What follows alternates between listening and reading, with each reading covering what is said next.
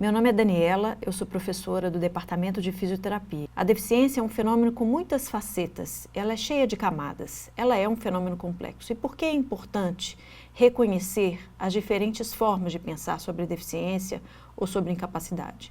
Porque as ideias têm eficácia prática, ou seja, elas influenciam a nossa maneira de agir, de pensar e de sentir, sejam essas ideias articuladas ou não. Se as ideias são inarticuladas e refletidas, elas são ainda mais importantes porque elas dirigem as nossas ações sem que nós tenhamos consciência disso. Na tela, nós temos uma imagem de uma paisagem vista através de uma lente de uma câmera fotográfica. Nós vamos usar a metáfora de um enquadramento para falar das diferentes formas de pensar sobre a deficiência. Quando um fotógrafo quer fazer uma foto de uma cena ou de um objeto, ele tem que escolher o ângulo de visão, o que vai entrar e o que vai ficar de fora da imagem. O enquadramento de uma foto ressalta o ponto de vista, enquanto oculta outros pontos de vista. Por um determinado ângulo de visão ou ponto de vista, um enquadramento ressalta uma definição do objeto, sugere de onde ele vem, quais são as suas origens ou causas, o que ele significa, que implicações que ele tem, como que ele deve ser enfrentado ou tratado, o que fazer em relação a ele. Então, sobre a deficiência, nós vamos buscar responder as perguntas: o que é a deficiência? Quais são as suas causas? Como a deficiência é interpretada? Qual que é o seu significado? E o que pensar, o que fazer a respeito dela?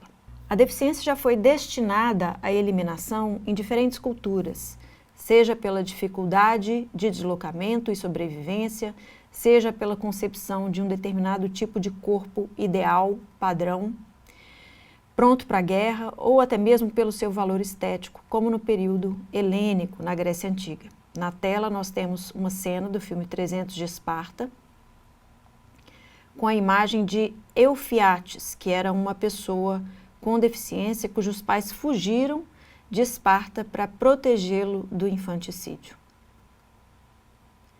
A deficiência também já foi divinizada em diferentes culturas e a compreensão da deficiência partiu de uma origem mística, espiritual ou transcendental.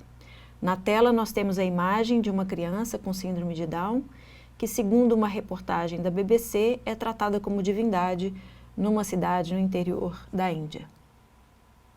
Assim como o divino, a deficiência também foi associada ao seu antagônico, ou seja, o pecado.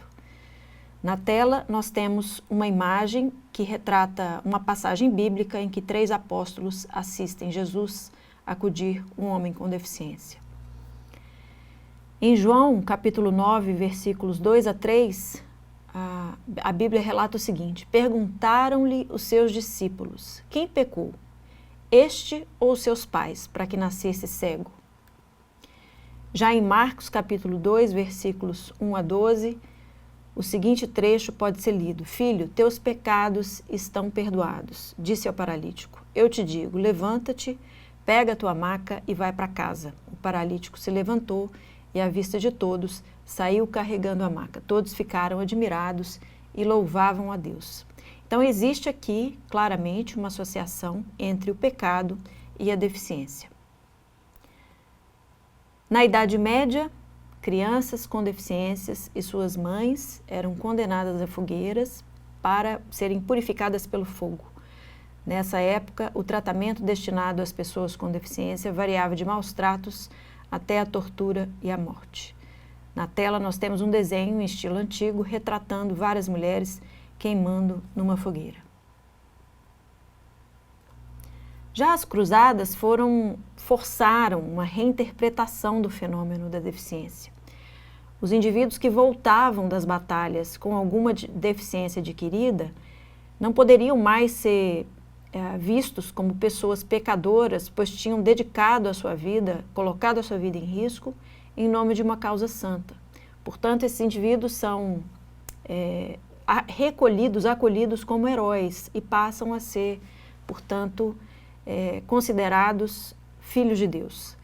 Na tela nós temos uma pintura retratando uma cena das cruzadas com várias pessoas mortas ao chão e os vencedores comemorando terem vencido a batalha.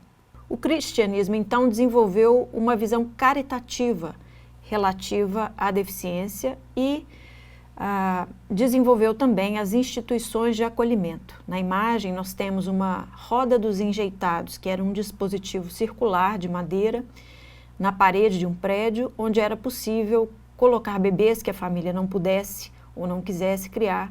Essa imagem especificamente é da Santa Casa de Misericórdia, em Salvador, na Bahia.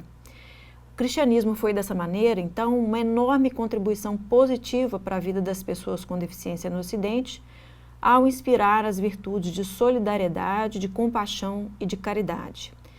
Ele promoveu uma mudança das atitudes do abandono ou eliminação para o acolhimento ou recolhimento segregado.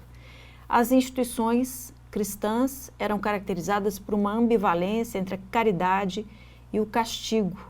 Segundo o autor Rei Pereira, essas instituições praticavam algum tipo de coerção compassiva, cuja base era o sentimento de pena. E o sentimento de pena, ele é um sentimento ambíguo, porque ele tanto pode significar dó, quanto também significar algum tipo de castigo. As instituições normalizadoras e segregadoras foram muito importantes para a formação discursiva da invalidez e da incapacidade e para a criação do estigma social, ou seja, um preconceito, um forte preconceito e uma forte discriminação em relação às pessoas que ali viviam, que ali eram recolhidas. Na tela nós temos duas imagens do documentário de instituições de Barbacena em Minas Gerais, que é o documentário Holocausto Brasileiro. Nós temos um salão e um pátio com pessoas em situação de total abandono. As instituições tinham dessa maneira o propósito de proteger os de fora mais do que tratar os de dentro. Nenhum investimento em autonomia era realizado para as pessoas recolhidas e os residentes ficavam com frequência dependentes das instituições pela vida inteira. Então, as instituições eram instituições segregadoras.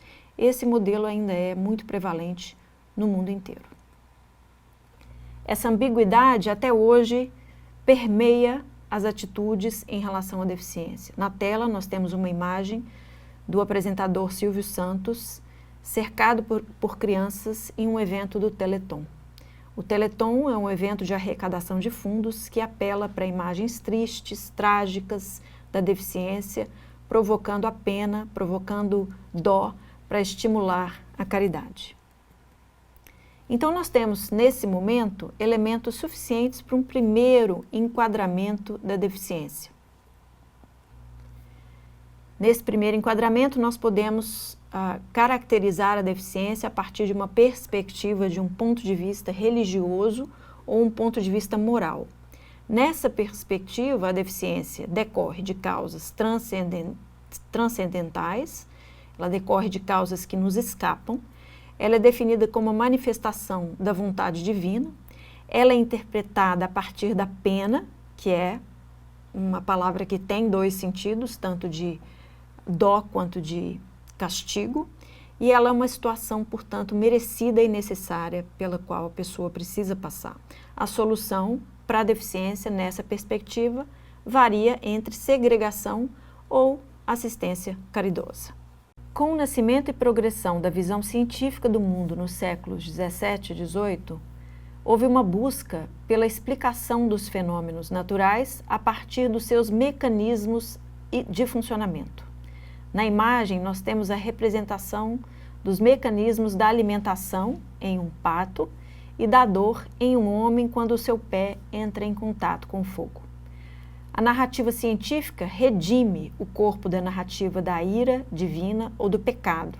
Ela tira as causas, as definições, as interpretações e as soluções para a deficiência do domínio metafísico ou espiritual e usa exclusivamente explicações biológicas. Nessa perspectiva, o corpo é uma máquina que pode apresentar defeitos.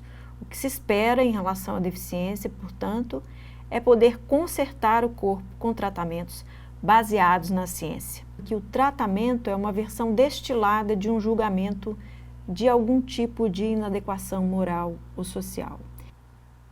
A ideia de normal como sinônimo de natural, ideal, é uma construção recente da história humana. Ela é datada do século XIX. Antes, uma reta normal era uma reta perpendicular, ou seja, a palavra normal tinha o sentido de perpendicular. O termo mudou de sentido com o nascimento da estatística. Na tela nós temos um gráfico genérico. No eixo vertical nós temos a frequência, o número de pessoas na população, e no eixo horizontal o valor de um atributo qualquer, como por exemplo peso, ou altura, ou a pressão arterial, ou o nível de glicose de uma pessoa. Nós temos aí uma curva em formato de sino, que é chamada de curva normal na estatística. Para um determinado traço físico ou fisiológico, o que essa curva representa é que a maior parte das pessoas estará perto da média da população, com poucas pessoas abaixo da média, ou muito abaixo da média, e também poucas pessoas muito acima da média. Muitos pais da estatística eram também entusiastas do projeto de melhoramento populacional eugenista. Galton, Fisher, Pearson, que são os autores pais da estatística, eram também entusiastas do projeto de eliminação de pessoas que foi levado ao seu extremo na Alemanha nazista. E foi por causa desse uso da estatística como um instrumento de caracterização e melhoramento populacional que a ideia de normal foi se aproximando do sentido de ideal, de correto, pelo uso político da estatística. O normal passa a ser ideal e tudo que é desvio passa a ser negativo. Em 1980, a Organização Mundial de Saúde publica um modelo de deficiência. Na imagem, nós temos o modelo representado. A partir de uma doença, nós temos alguma consequência no corpo que provoca impedimentos. Esses impedimentos geram alguma dificuldade de realizar atividades, o que seria a deficiência, segundo esse modelo, que por si leva a uma desvantagem social vivida por essa pessoa. É por essa época que se consolida o Instituto da Reabilitação.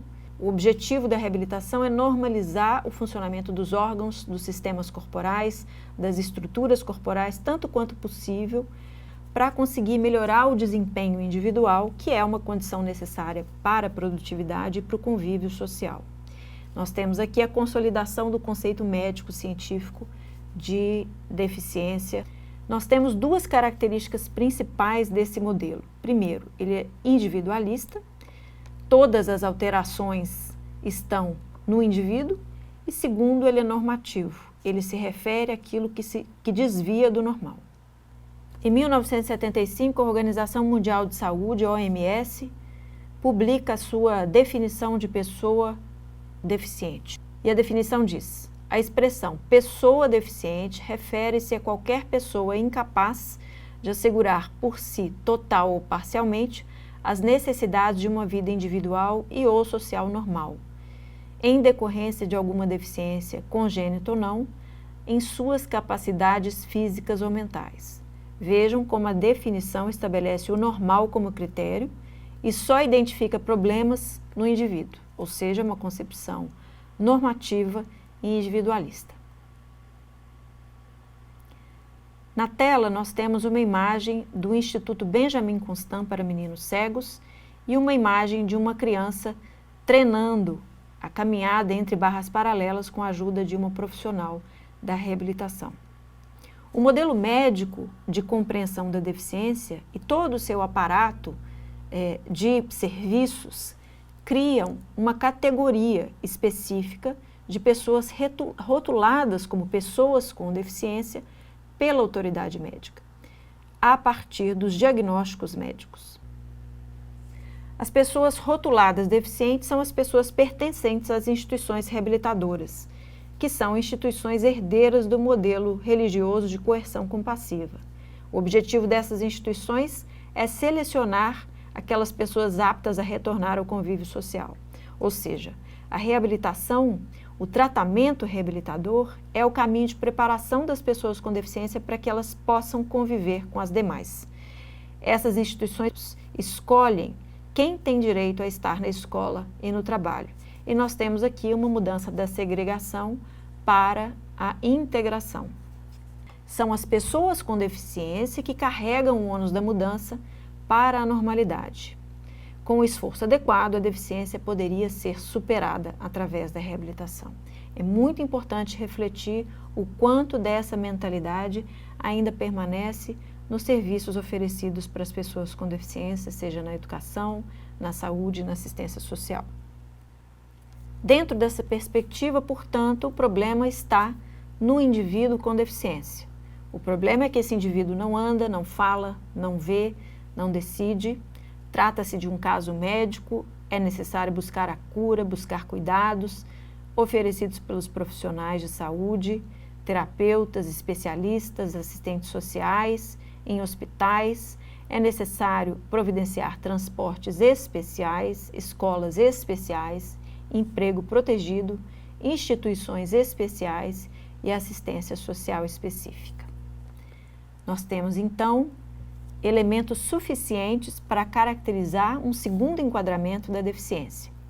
Nesse enquadramento, que nós vamos chamar de modelo médico da deficiência, a deficiência decorre de causas que incidem sobre o corpo.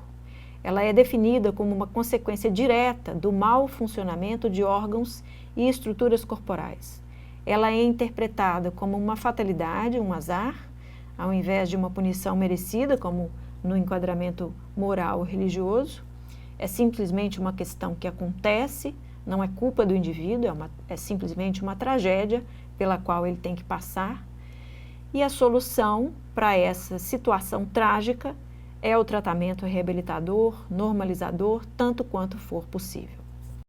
Na tela nós temos uma página de uma revista com uma matéria em inglês sobre o sociólogo Paul Hunt. Nos anos 70, Paul Hunt, que era um sociólogo deficiente físico, vivendo numa instituição asilar, ele escreveu uma carta para um jornal de grande circulação na Inglaterra, chamado The Guardian, em 1972, onde ele denunciava o descaso e o autoritarismo e a crueldade com que as pessoas com deficiência eram tratadas nessas instituições. E ele conclamou todas as pessoas com deficiência para formar um grupo e levar as suas reivindicações para o parlamento inglês. Em 1976, surgiu a primeira organização política sobre deficiência, liderada por pessoas com deficiência, ou seja, não era uma instituição para pessoas com deficiência, mas feita por pessoas com deficiência. Essa é uma diferença radical. Esses indivíduos juntos fizeram uma forte resistência política e intelectual ao modelo médico da deficiência. Juntos, eles tiveram a realização de que, ao invés de internados, eles estavam encarcerados e que a experiência da deficiência não era o resultado das suas lesões, mas sim do ambiente hostil à diversidade física e funcional. E eles propuseram uma nova definição radicalmente diferente sobre deficiência. Eles dizem, a nosso ver, é a sociedade que desabilita, e aqui eu estou usando uma tradução livre da tradução original no inglês, é a sociedade que desabilita ou provoca a deficiência das pessoas com impedimentos físicos, com alterações físicas do corpo. A deficiência é algo imposto, além dos impedimentos, pela forma como estamos desnecessariamente isolados e excluídos da participação plena na sociedade. As pessoas com deficiência ou desabilitadas são, portanto, um grupo oprimido na sociedade. E os proponentes desta nova visão sobre deficiência provocaram uma virada radical da compreensão médica de que as pessoas são incapacitadas pelos seus corpos para a compreensão social de que certas pessoas com certas diferenças corporais, nem todas, são incapacitadas por processos de exclusão social. Então, enquanto no modelo médico as alterações corporais são sinônimos de deficiência, como se deficiência fosse não conseguir fazer as coisas, como se fosse algo que está no corpo do indivíduo, trágica e infelizmente, os teóricos do modelo social compreenderam que não existe ligação necessária entre as alterações no corpo e a experiência da deficiência. Por quê? porque nem todo corpo com impedimentos vivencia a discriminação, a opressão ou a desigualdade pela deficiência, pois há uma relação entre o corpo com impedimentos e o grau de acessibilidade de uma sociedade. Aqui nós temos então um paralelo entre a categoria pessoa com deficiência e a categoria mulher. A categoria mulher se aproxima da categoria pessoa com deficiência. Segundo Aristóteles, o macho é o ser humano normal e a mulher é um ser desviante, ela é um macho castrado, um macho deficiente, que vai dirigir, segundo Freud, toda a sua energia psicológica à superação dessa deficiência. Segundo a máxima freudiana, a anatomia, o corpo é destino. Mas as feministas mais tarde, entre elas Simone de Beauvoir, vão dizer: a mulher não é um outro que se define pela sua relação ou utilidade para os homens, ela é um ser humano completo. Ela não nasce subordinada. A biologia não define o seu destino. Tornar-se mulher é tornar-se uma pessoa que assimila as restrições sociais baseadas no sexo. Então, corpo não é destino. Sexo é corpo e corpo não é destino. É o gênero que impõe as limitações para o corpo do sexo feminino. Mas gênero é uma leitura social e é ele que limita o destino das mulheres. Portanto, corpo não é destino. Mais um paralelo com rótulos pode ser traçado aqui. Homossexuais também foram considerados anormais a partir de um diagnóstico médico, a partir de uma categoria criada pelo poder médico na metade do século XIX.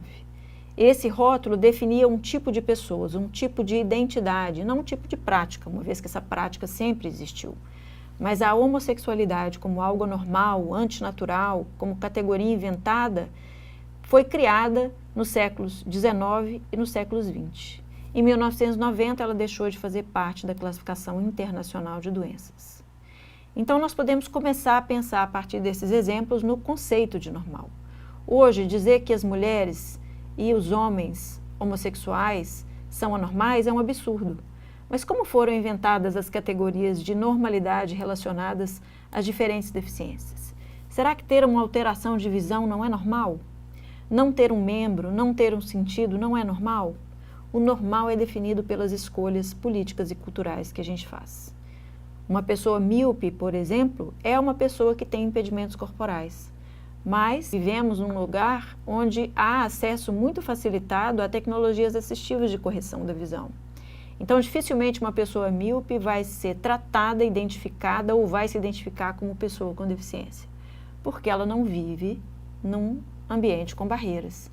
Então, nem todo corpo com impedimentos vivencia a discriminação, a opressão ou a desigualdade pela deficiência, porque há uma relação entre o corpo com impedimentos e o grau de acessibilidade de uma sociedade.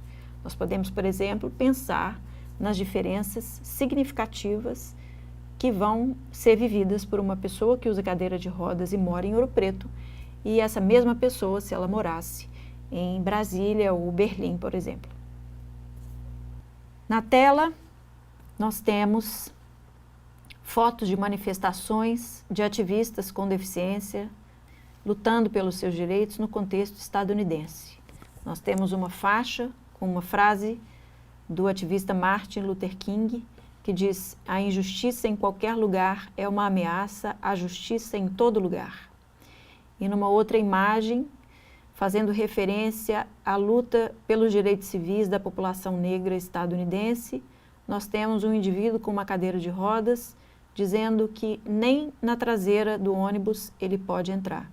Ele faz aqui uma referência a Rosa Parks, se recusou ao transporte limitado à traseira do ônibus na época da luta pelos direitos civis da população negra. Então, nós temos aqui a conclusão de que impedimentos do corpo são separados e diferentes da deficiência. Assim como o gênero é a interpretação social do sexo, a deficiência é a interpretação social dos impedimentos, e os impedimentos em si não são nem negativos nem positivos, é a deficiência, ou seja, o sistema de exclusão que os torna problemáticos. Não existe causalidade necessária entre um e outro. Impedimento é diferença, que é um fato da vida. Agora, desigualdade imposta a pessoas com impedimentos é uma escolha social. Então, nessa perspectiva, a deficiência é um tipo de desigualdade, um tipo de opressão pelo corpo, assim como o patriarcado, assim como o racismo. A deficiência é uma opressão especificamente vivida pelo corpo com certos impedimentos. Nós temos uma ruptura radical com a percepção medicalizada da diferença funcional e uma promoção das pessoas da inalterável condição de pacientes para a posição de atores e cidadãos. A perspectiva social desloca o tema da deficiência do nível do indivíduo para o nível da sociedade, do nível do infortúnio, do azar, da tragédia para a justiça e do nível da natureza para o nível da política. Essa visão problematiza profundamente a visão caritativa da deficiência. Na tela nós temos fotos e reportagens de um ator muito querido da geração dos nossos pais, que era o Jerry Lewis. Ele foi, ao longo de toda a vida, patrono do programa Teleton. E nessas reportagens ele posa com crianças com distrofia muscular em suas cadeiras de rodas, sempre com a expressão triste e um desejo de que essas crianças não estivessem nessa situação. Em uma matéria que foi publicada na época em que ele era patrono do programa, ele mesmo escreve imaginando que é uma pessoa com deficiência. Ele relata essa experiência imaginária. E a partir de uma tradução livre eu vou relatar aqui para vocês o que constava nesse artigo que ele escreveu. Ele dizia: quando eu paro e penso um pouco mais racionalmente, eu entendo que a minha vida é pela metade. Então eu tenho que aprender a fazer as coisas pela metade. Eu tenho apenas que aprender a tentar ser bom em ser meia pessoa. Eu posso ser o ser humano completo na minha alma e no meu coração, mas ainda assim eu sou meia pessoa. Ele se refere a alguma pessoa que use cadeira de rodas.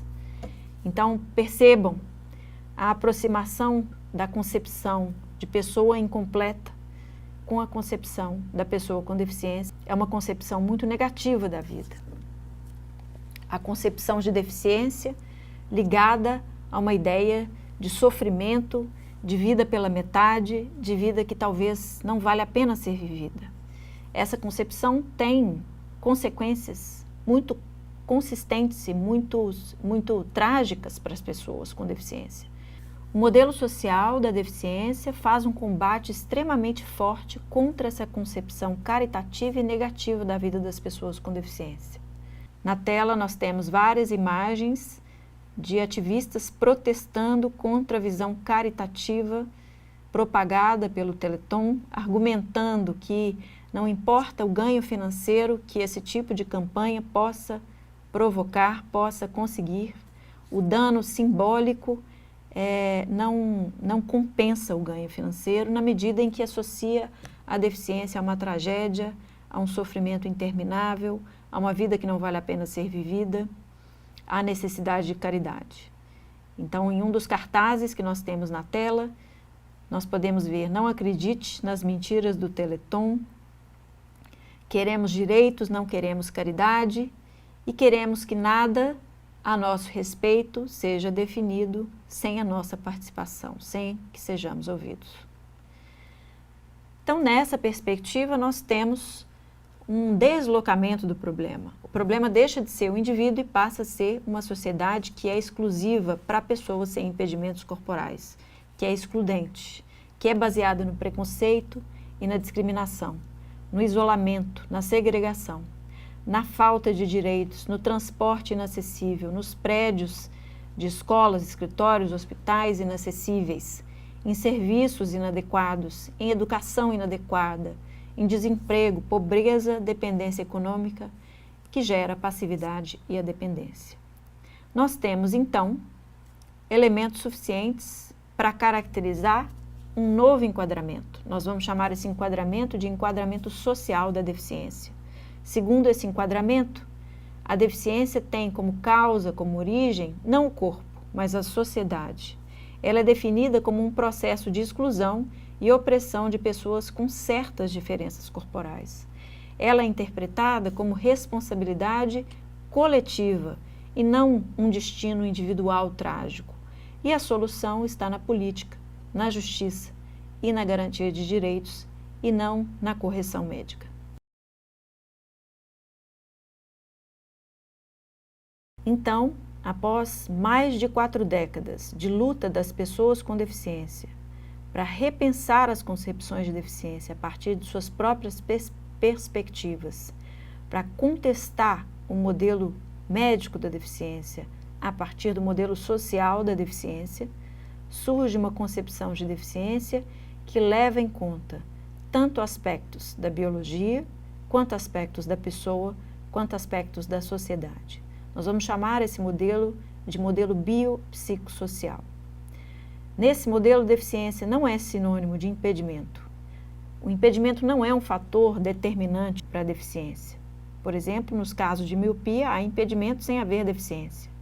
Impedimento é uma condição necessária para que haja deficiência, porém não suficiente. Então, dessa forma, a deficiência não está nem no corpo exclusivamente, nem no ambiente exclusivamente. Ela se dá na relação entre um corpo com impedimentos e o seu contexto. O problema, portanto, deixa de estar exclusivamente no indivíduo ou exclusivamente na sociedade para ser um problema multidimensional, cheio de camadas, levando em consideração fatores físicos, fatores ambientais, fatores sociais.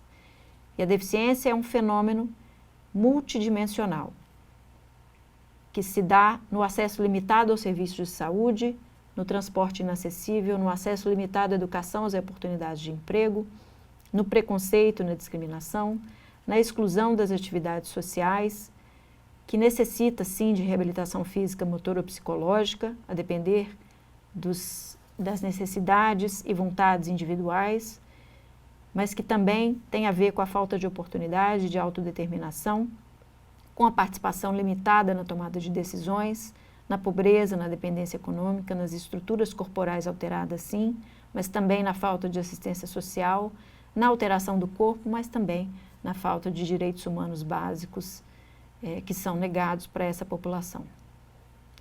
Em 2001, a Organização Mundial de Saúde adotou um novo modelo de deficiência e funcionalidade que está representado na tela. Na tela nós temos o contraste entre o modelo de 1980, que era um modelo linear, que pressupunha uma origem da deficiência no corpo, que tinha como consequência a dificuldade de realizar atividades e a desvantagem social, era individual e normativo, e por um modelo complexo, cheio de camadas, cheio de elementos e cheio de relações causais em várias direções. Então, o modelo de 2001 reconhece que a palavra deficiência, ou disability no inglês, que está no título do modelo, é um termo guarda-chuva que descreve a situação da pessoa como um todo, considerando o seu corpo, considerando as suas atividades e considerando as suas interações sociais no contexto onde ela vive. Nós temos um modelo sistêmico, ecológico, que admite múltiplas vias causais. Ele é muito diferente do modelo linear anterior, que reduzia a deficiência a causas corporais, os impedimentos ou impairments no original inglês, né? Segundo o autor Tom Shakespeare, que é um dos teóricos mais importantes hoje sobre o modelo biopsicossocial da deficiência, a deficiência é uma situação e ela é universal, ou seja, ela é pertinente, ela diz respeito a todos os seres humanos. Esse autor, ele disse em uma palestra recente, ele disse o seguinte: eu sou a pessoa que não escapou dos impedimentos do corpo. Vocês, aí da plateia, são as pessoas que estão achando que não tem nada com isso. Voltem daqui a 20 anos. Então, o que ele está querendo dizer com essa fala provocativa é que todos, de bebês a idosos, em diferentes circunstâncias da vida, se encaixam numa situação, nessa definição situacional de deficiência. Todos, em algum momento, teremos impedimentos que necessitarão de cuidados e adaptações ambientais. Todas as pessoas, nessa perspectiva, são pessoas apenas temporariamente não deficientes. Em 2006, a Organização Mundial de Saúde publica uma nova definição de pessoa com deficiência, também bastante diferente da definição anterior. Nessa nova definição, pessoas com deficiência são aquelas que têm impedimentos de natureza física, mental, intelectual ou sensorial, de longo prazo, segundo a legislação brasileira, os quais, em interação com diversas barreiras, podem obstruir a sua participação plena e efetiva na sociedade com as demais pessoas. Veja que é possível ler essa definição apontando deficiência como um tipo de desigualdade. É uma desigualdade de participação que ocorre com pessoas que possuem impedimentos e vivem em um ambiente com barreiras. É uma mudança muito radical se comparada ao modelo médico anterior. A classificação internacional de funcionalidade e a definição da Organização Mundial de Saúde de pessoa com deficiência tem, portanto, um forte caráter social e político, que é uma conquista das pessoas com deficiência e a sua luta. Nós temos, portanto, elementos suficientes para um quarto e último enquadramento sobre deficiência. Esse enquadramento nós vamos chamar de enquadramento biopsicossocial. Nessa perspectiva, as causas da deficiência estão nas relações entre a pessoa e o seu entorno.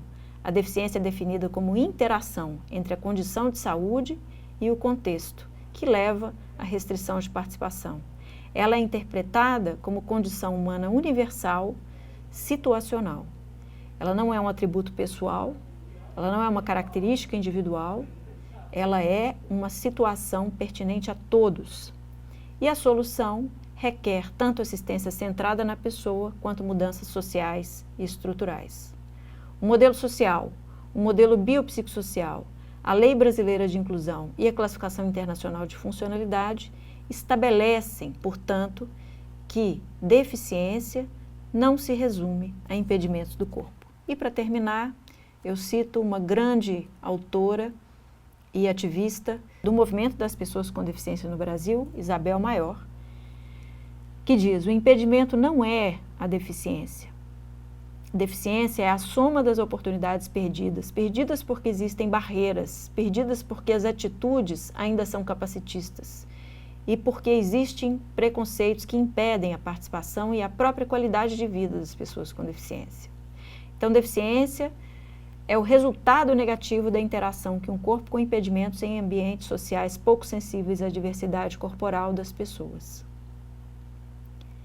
Deficiência é uma experiência sociológica e política e não apenas o resultado de um diagnóstico biomédico.